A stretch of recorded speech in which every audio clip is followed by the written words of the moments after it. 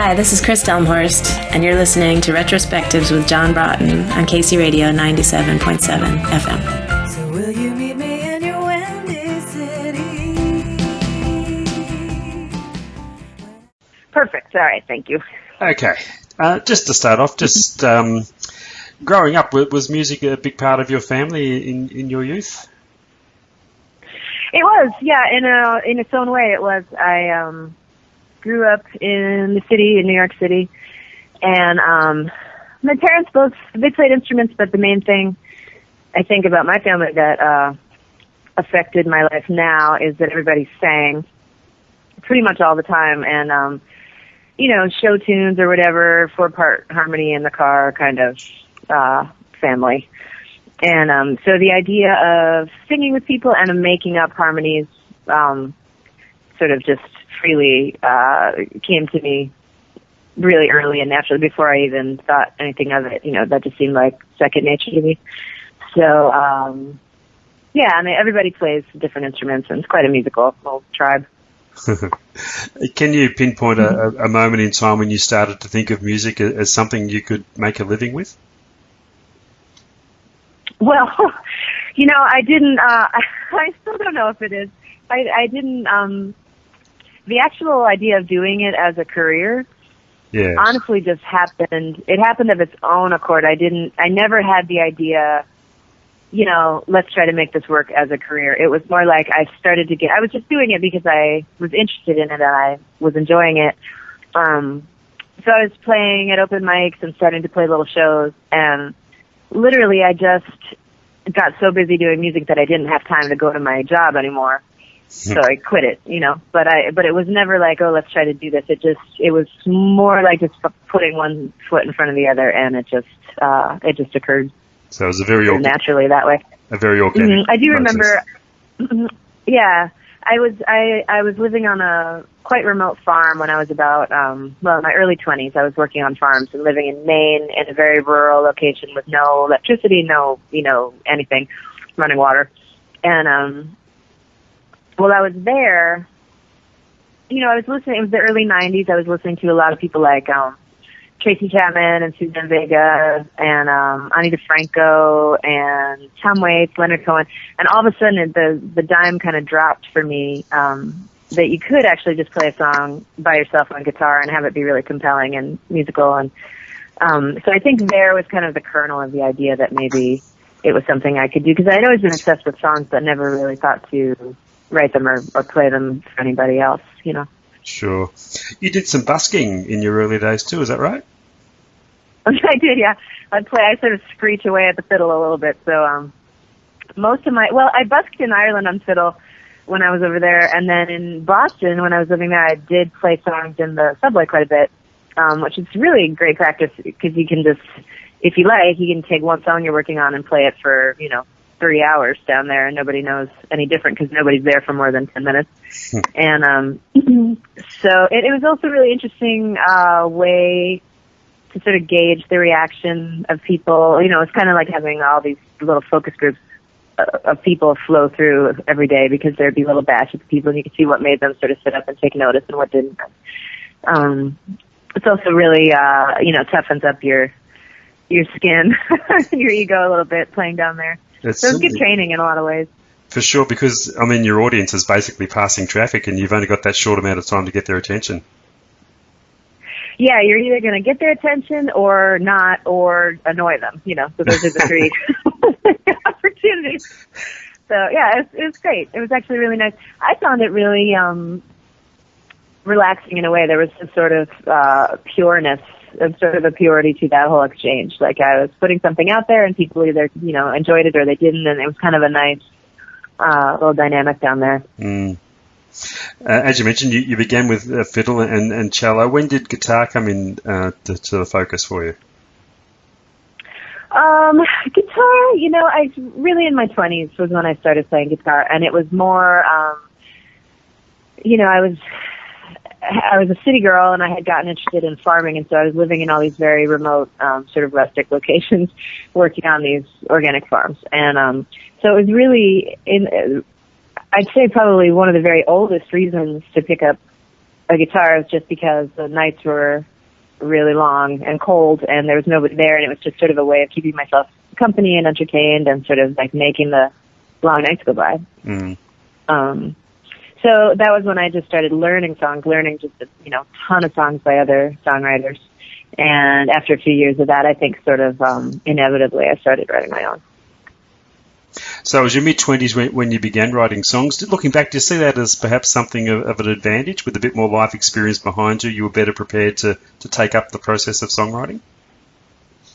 I suppose, I think it's kind of like becoming a parent at a young or an old age.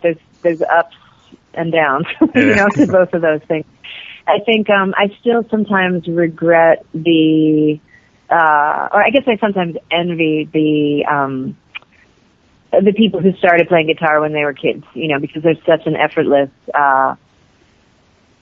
thing when you've spent that long with an instrument. And even my husband, Jeffrey Foucault, who's played since he was maybe, I think, 17 or so, I don't know, I sort of like envy those years of experience a little bit with the instrument and with the craft of songwriting. But on the other hand, I did actually have at least a little bit to write about by the time I actually wrote my first song when I was maybe 24 or 25. Something like that. Have you ever pondered the career path and the musical path you may have travelled had you stayed in New York and not moved to Boston? I never have thought of it, although that was always my intention, was to stay in New York, and I just got distracted and sidetracked and never went back. I sort of left for my own good, thinking, I should leave here for a couple of years before I settle back in for the rest of my life. And then I just never went back. And I don't know. I feel like the place that I landed by pure total chance was Boston, and it was just because I followed my boyfriend who had gotten a job there, and I didn't really have the plan whatsoever. So I followed him to Boston, and that I just happened to land in this beautiful little music community there, which I think Boston being not quite the level of industry town that New York is, there is just this wonderful openness to the music scene there that I think would have been a little bit just a tougher kind of mountain to climb in New York, because everybody's there really trying to, jockey for position in the music business. In Boston, there is a music industry presence in Boston, but it's just way further off the radar. And so I fell in with this group of people who were just playing, just really from love, and there was a great fellowship and sort of a creative support network in that town that I'm not sure that I would have found in New York. So I can't say what would have happened if I'd stayed there. Well, the other thing is, I don't know how anyone, affords to take the leap of being an independent sort of just starting artist living in New York, because it's just so, devastatingly expensive. So that was the other thing in Boston at the time. It was pretty cheap and everyone could afford to take some risks. And so I think in my completely groping way, I sort of ended up in the perfect place for myself. I do get that impression there was a real sense of community among the musicians and songwriters in Boston. Yeah, there still is, and I haven't lived there now in about 12 years. I live 100 miles west of there. Not like that's far by your standards. But, I'm sort of in a different scene now, but there's still most of my closest musical friends and collaborators and bandmates and recording engineers, all those people, the wellspring of all those people, really, like the epicenter is Boston for me.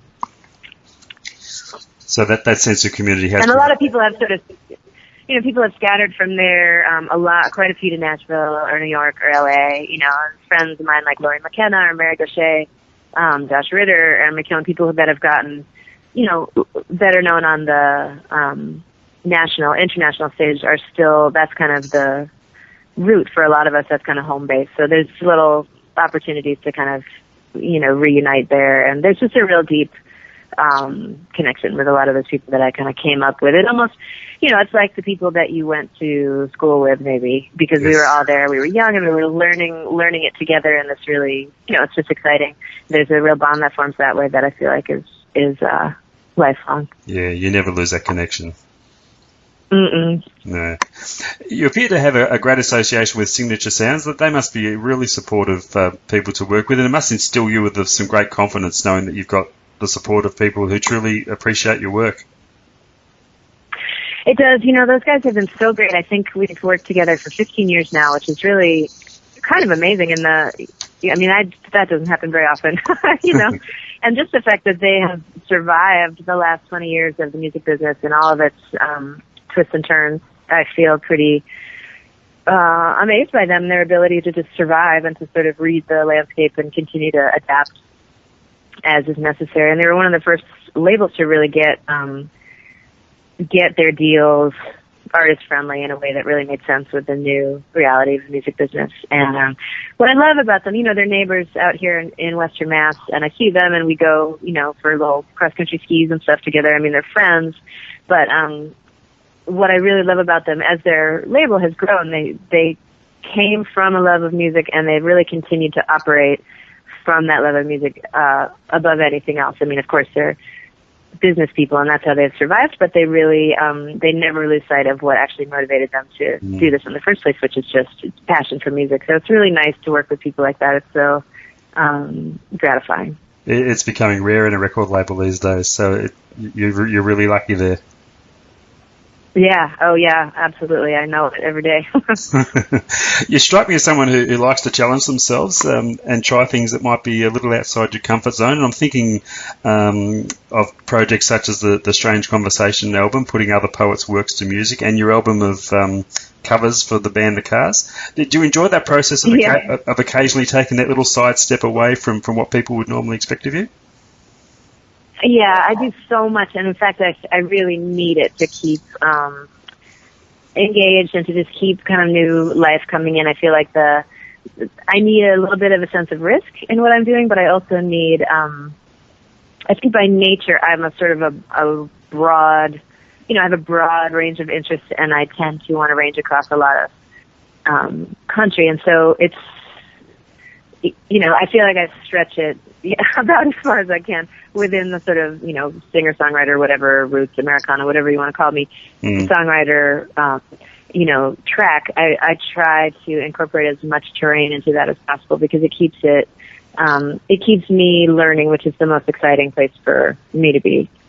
And I feel like that informs the rest of everything in a way that keeps it kind of moving forward. Yeah, that Cars album in particular sounds like something you would have had a lot of fun doing. Looking back on that, was that a project that gave you, I guess, a little bit of breathing space in your own creativity and songwriting to prepare yourself for your next album of original material?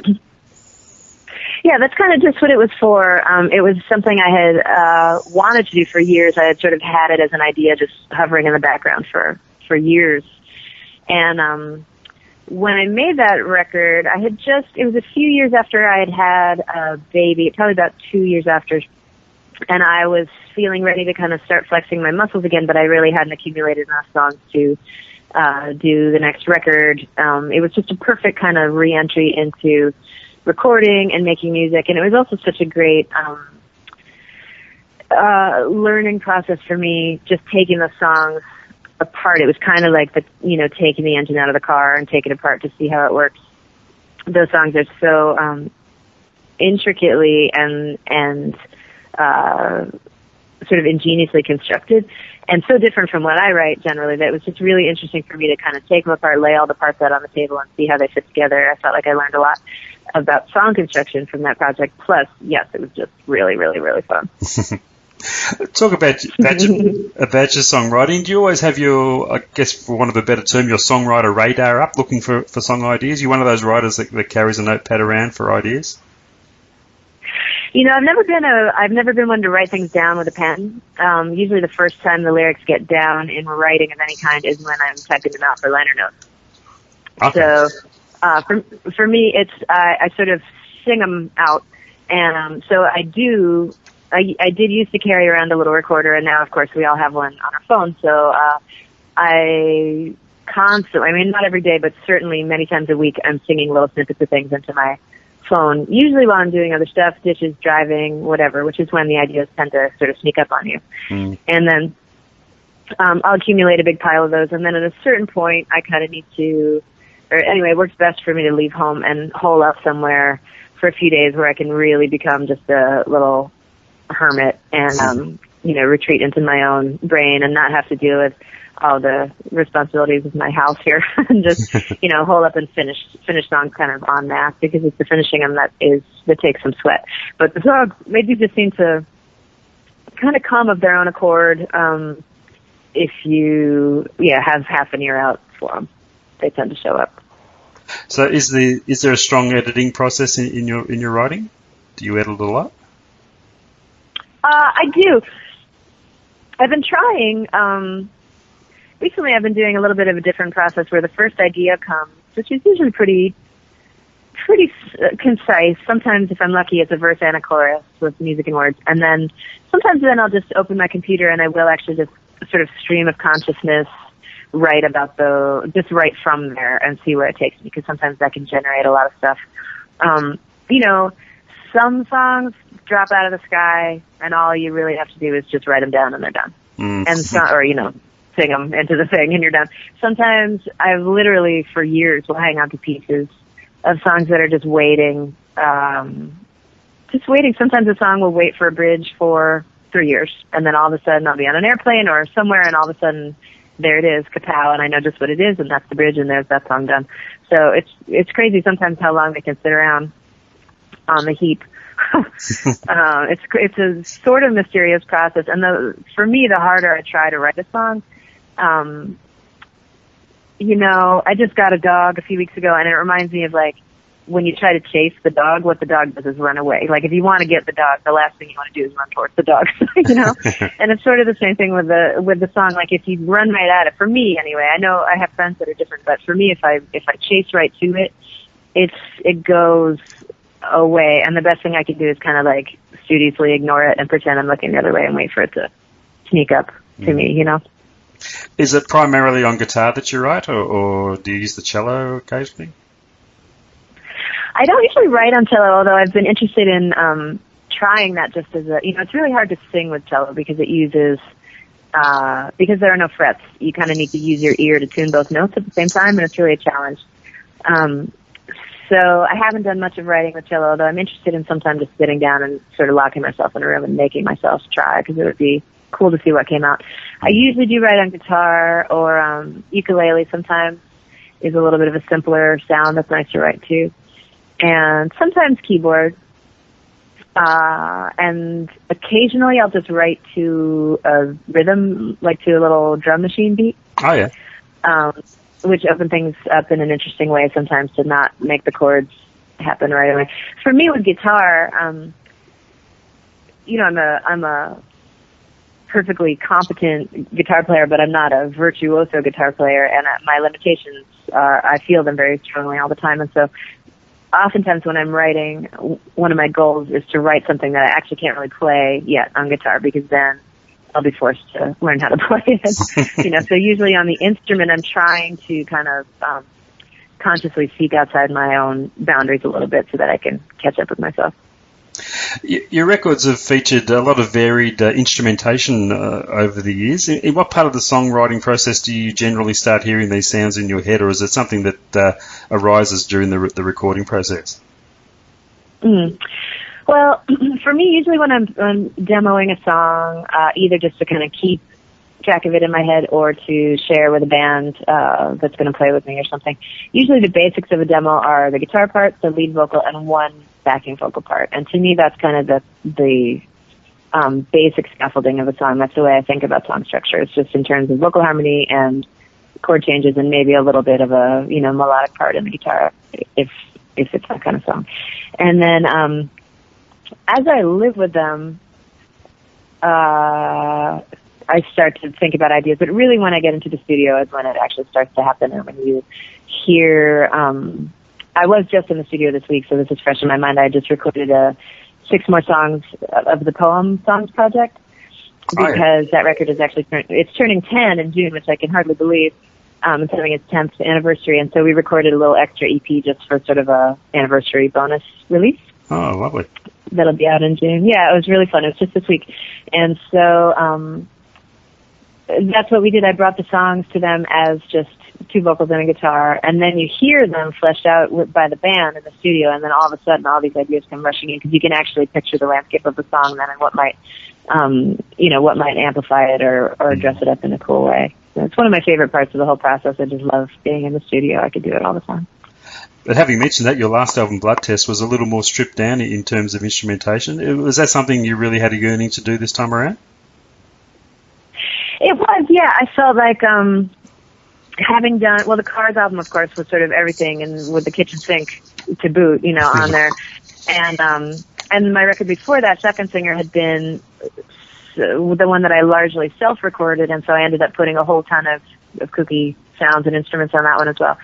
And so, yeah, I was just, there's a little bit of a pendulum motion sometimes with records. You do something, and then you kind of want to go back the other direction the next time. And so that's how I felt. I was just interested in having done very sort of crafted albums the last couple. I just wanted to put a few people in a room and have us play the songs and see what came out in sort of a natural way, and just have that be the record. And so that's pretty much what we did. It was just the four of us, and we did very few overdubs and just played the songs the way that four people in a room would play them. It was nice. It's really satisfying to do that sometimes. Plus, it's a lot quicker. Now, your husband Jeffrey, also an excellent singer-songwriter, so it must be a very musical household that you're in. Right. Do you bounce musical ideas off each other around the house? Do you talk shop a lot in the house? Yeah, we talk shop all the time in terms of businessy things, and talking about music. I mean, all day. Yeah, of course. We're both a little bit private about our writing, and we each keep our writing to ourselves for a certain amount of the life of a song. And sometimes you'll hear little bits of things. I work upstairs, he works downstairs, so sometimes I'll hear little bits of things kind of wafting up the stairs. But we tend to, each of us kind of keep them to ourselves for quite a while until they're somehow ready to share. And then when they are ready to share, we and actually maybe this is why we wait as long as we do, because we both edit each other's stuff pretty fearlessly, I'd say. And so we haven't really written a song together yet in the traditional way, but we each have quite an impact on each other's writing, I would say, just from talking about sort of general things. And then when the actual songs come, we tend to really help each other get them that last mile. And it seems to be usually with Jeff's more often I'm one to sort of cut big swaths out of it, because sometimes he generates a lot of song and maybe a little more than he needs for the song. So sometimes I'll just hack big chunks off of his songs. And for me, he's amazing to me at picking, if I'm just missing a line and I have a tiny little hole to fill in that song, he will just come up with something perfect.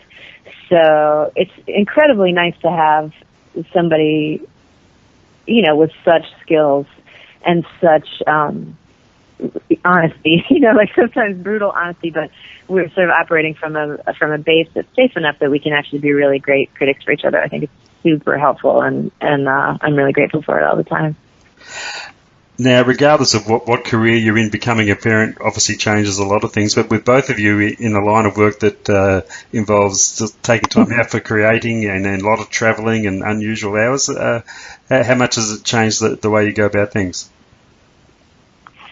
It has changed it quite a bit. I guess in a way, for me, the biggest surprise is that we're both still doing it and that we're actually able to somehow make it work, because it seems really impossible to imagine when we were going into it. We just thought, oh my God, what are we doing?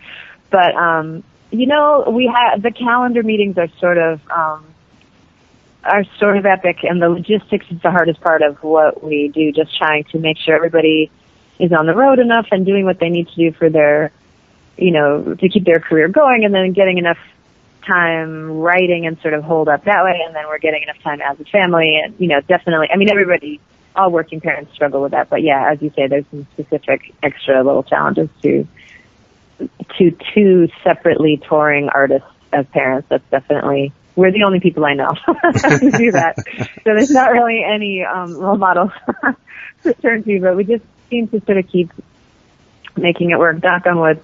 And our daughter is luckily a really flexible person, and we do bring her sometimes on the road, and she's great on the road, but most of the time she stays home and kind of does her regular kid thing. She's not a rock and roll kid. You know, she goes to bed at 7:30 and she goes to school and has her friends and has her little life here. So it's more like she stays here. She's kind of the anchor, and then we orbit around her. And, you know, most of the time it works. Every now and then we have a month that's where you doubt it. Yeah. Oh, you always find a way, don't you? Sorry, what's that? You always find a way to make it work. Oh, yeah, we do. So far, so good. Now, just before I let you go, Kris, is there a new album in the works that we can look forward to? Yeah, well, there's a little EP that'll come out in June, and that's sort of a, I was just thinking this week I tend to sort of do a little, like the Cars, like sort of a project to get back into gear. So yeah. I guess that's what that was. I do have a pile of songs, and I'm trying to sift through them now and figure out exactly which of them is going to be the next album, what is going to be the character of the next one. And so it's not inconceivable that I might have something out next year. We'll have to see. In fact, I think it's likely that sometime in 2017 is probably when the next one would be, but can't say much about it yet because it still hasn't taken shape. No worries. Fantastic. Hey, Kris, thank you so much for your time. It's been a pleasure catching up with you. Oh, John, thanks so much. Hopefully I'll be down there in person one of these days. Thank you for all the wonderful songs so far, and we look forward to the next installment, and hopefully, a visit down under will be fantastic. We'd love to see you. Yeah, thanks. I'd love to, too. All the best. All right, yeah, see you too. Thanks, John. Okay, take care. Bye-bye. Bye.